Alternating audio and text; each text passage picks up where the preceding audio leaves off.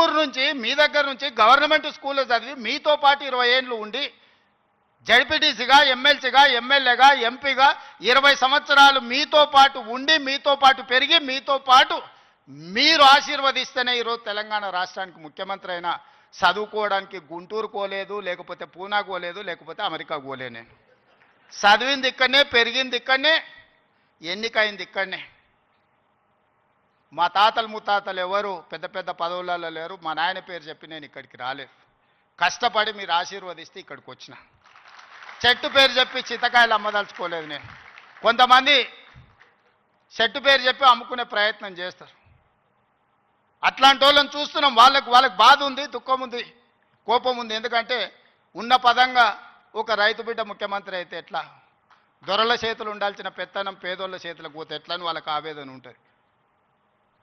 అర్థం చేసుకోవచ్చు వాళ్ళ ఆవేదన ఏందో.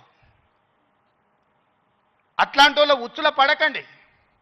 సమస్య ఉంటే నాకు చెప్పండి. నా మంత్రులందరూ అందుబాటులో ఉన్నారు. మీ మంత్రి లక్ష్మణ్ ఎవరే మీ మధ్యలో ఉండేటోడే కదా. పొన్నం ప్రభాకర్ ఎవరే విద్యార్థి రాజకీయాల నుంచి వచ్చినోడే కదా. ఏ పేరైనా తీసుకోండి. ఈరోజు నా మంత్రివర్గంలో ఉన్నోళ్ళు మీకు అందుబాటులో ఉండనోళ్ళ, మీరు కలిస్తే చెబితే విననోళ్ళ.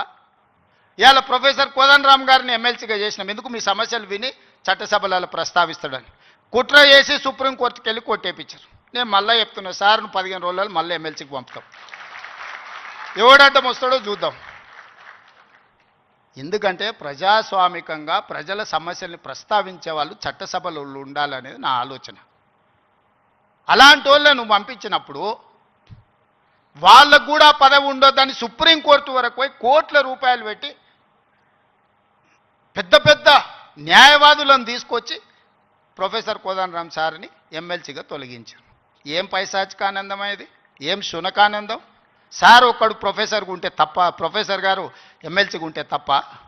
మీ ఇంటిల్లి పాది మంత్రులు ఉండొచ్చు, ముఖ్యమంత్రి ఉండొచ్చు, ఎమ్మెల్సీలు ఉండొచ్చు, ఎంపీలు ఉండొచ్చు, అన్నీ మీ కుటుంబం ఉండొచ్చు. కానీ పొలిటికల్ చేసి చైర్పర్సన్గా పనిచేసిన కోదండరామ్ గారు ఒక ఎమ్మెల్సీ ఉంటే మీ దుఃఖమేందని అడుగుతున్నా. నా మీద తీటుందంటే నేను అర్థం చేసుకుంటా. ఆ సార్ ఏందే పాపం, ఇంటి తలుపులు వలగొట్టినా ఏమనలే సారు. నేనైతే చెంపలు వలగొడుతుంటే. ఆయనను కూడా ఉండొద్దు ఎమ్మెల్సీ కానీ అంటే ఎట్లాంటి ఆలోచనలతో ఉన్నారో ఒకసారి ఆలోచన చేయండి. నేను కాకుండా ఇంకెవరైనా ఉంటే కుమార్ గారు వైస్ ఛాన్సలర్ అవుతుండేనా? మీరు చెప్పండి, మీరు ఆలోచన చేయండి.